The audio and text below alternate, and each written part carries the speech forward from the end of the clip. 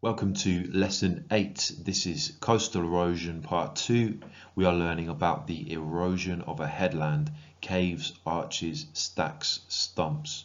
So this lesson is probably the most spectacular of the coastal erosion lessons, where we look at some truly amazing landforms and we try and understand how they're created. Please copy the title. Here's your Connect quiz. Please pause the video, do the quiz. Note that number 6 involves creating a simple table which I want you to fill out.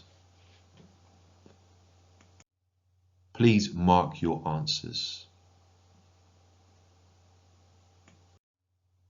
So here's how it works. Just as with the previous lesson, I would like you to watch the clip in the link that is in the description below this video. Watch that as many times as you need to, because this animation is crazy, and as interesting as it is, it's very hard to figure out what's going on. But this pretty much summarizes what is happening to a headland on a discordant coast. Just ask yourself what a discordant coastline is. So a discordant coast is where the rock strata are at right angles. Can't show it here. Where the rock strata are at right angles to the coastline. And the bands of soft rock get eroded first to leave bays, and then the headlands stick out into the sea, and these become eroded quickly by the sea. So another example is this. It's not much slower. I'm not sure why they're so fast, but this kind of outlines exactly what's happening. Please could you draw a box, create a box that is about a half a page in size, and write this subtitle: Erosion of a Headland, Caves, Arches, Stacks, Stumps. And begin by drawing yourself a headland that is shaped something like this. I'm going to walk you through it step by step so it's crystal clear what's going on. So first off, what happens is you have a crack. You have a crack in a headland. That could be a fault, that could be a joint in the rock. Remember that we talked about faults. They are vertical cracks. They tend to be very large. You have a crack in the rock. Now what happens over time is that the sea, through hydraulic action,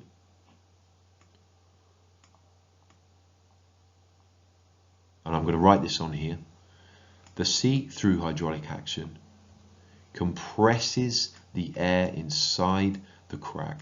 So the crack widens, and eventually over time this crack becomes a cave, and you can fill it in.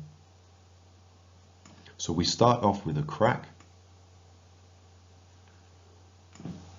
we then get a cave, and then eventually over time, through repeated erosion, this cave can get deeper and deeper and deeper through the headland until eventually it forms an incredible, as you saw in the video, a sea arch.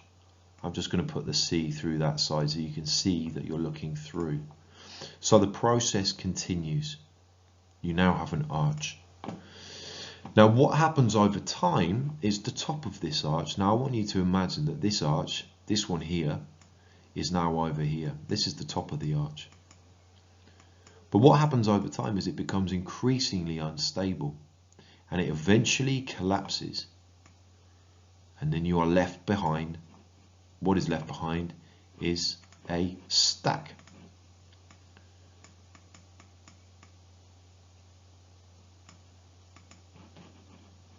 So if you want to put some rocks in here to show that the top of the arch has collapsed, you can do. And as this is really a process, I'm going to do it in a different color. We'll be able to highlight this in a second.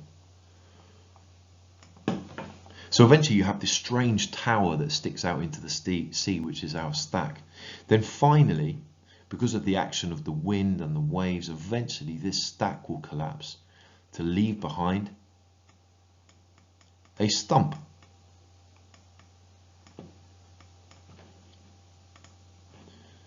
So just to show that this is the cliff top, there's your grass, that's where you walk on top. And I'll go through it with you once more while you're copying this down. So first off, a crack in the rock that could be a fault. The crack is widened by hydraulic action. The crack then becomes a cave. The cave gets deeper until eventually it breaks through the headland to become an arch. Over time, the top of the arch collapses, leaving behind a stack. Then the process of erosion and weathering continues, and the stack eventually collapses to become a stump. So what might you find really helpful here is if you now mark it up with the process and the feature. So the first process is hydraulic action, and you know, actually it's abrasion as well. Mainly hydraulic action and abrasion. So then this forms our first feature. We start off with a crack, hydraulic action, abrasion, widen the cracks to form a cave. The cave eventually becomes an arch as it breaks through the headland. Then we have our next process where the arch collapses, the doing. And then we end up with a stack. And then finally, the stack collapses and is eroded to leave behind a stump. So just pause it and ensure you've got all those details down. Okay, please write this question. Explain the formation of a stack. Please note that the question says explain the formation of a stack, not a stump. That's because if we went all the way to the stump, there would just be too much, and too much to cover for a 4-mark question. Note that it's a 4-mark question. For 4 markers, we need to do a point, triple, develop. Now the best way to do this is again to get things in the right order and tell it like a story. So the best connective that we want to start with is firstly. Now if you look carefully at your diagrams, you'll see where we started the story. We started the story with the crack. So that's our first feature. What process is affecting that crack? Look carefully at your diagrams. So give yourselves 4 minutes and work through this, and then we'll check the answers shortly.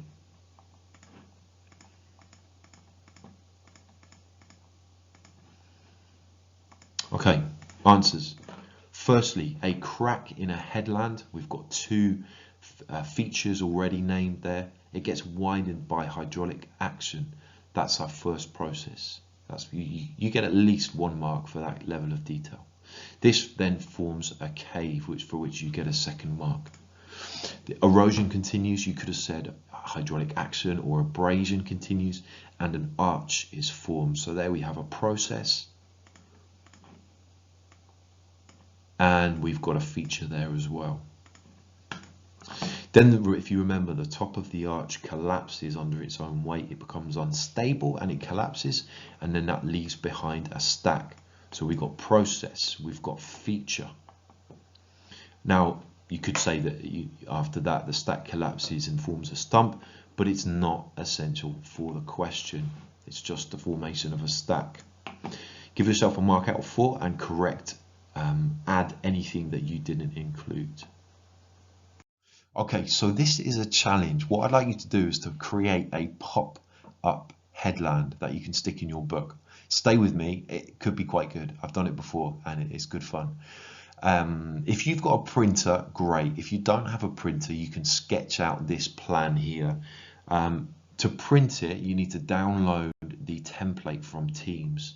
Once you've downloaded it, and if you can then print it, or you can copy it onto a piece of paper, get out your scissors. And what you need to cut out are these sections here. These are the sections you need to cut out. Okay? Do not cut out the blue bits because they're the C. So this is where you get out your scissors and you cut out all of these sections as holes in your bits of paper. Okay? No cut needed for the crack there. Okay, so cut out those shapes, and then I'll show you what it needs to look like in the next slide. So what it's going to look like, if you can get this right, is a pop-up headland. And then what I'd like you to do is to annotate it as if you were explaining it just as you did previously. So there's an example that is on the YouTube channel done by a student from last year, from 2019, and it's a crystal clear explanation of what happens. So give it a go, have some fun, and if you can record it and upload a video, great. I really look forward to seeing what you produced. Another activity you can do is a sponge cake headland. If you're good at baking, bake us a cake, cut it up so it looks like a headland, send me in a picture. Okay, so to end the lesson, please pause the video, do the quiz, and then we'll look at the answers. So I'm really looking forward to seeing your efforts at producing a pop-up headland, the videos you've made, and also if some of you have baked a cake, wonderful, enjoy it, but take a photo of it before you eat it and send it to me. So the next lesson is longshore drift and spits. So we're starting to look at transportation and deposition. So the last two lessons we looked at erosion of the coastline. Next lesson we're going to look at transportation and deposition. Thanks.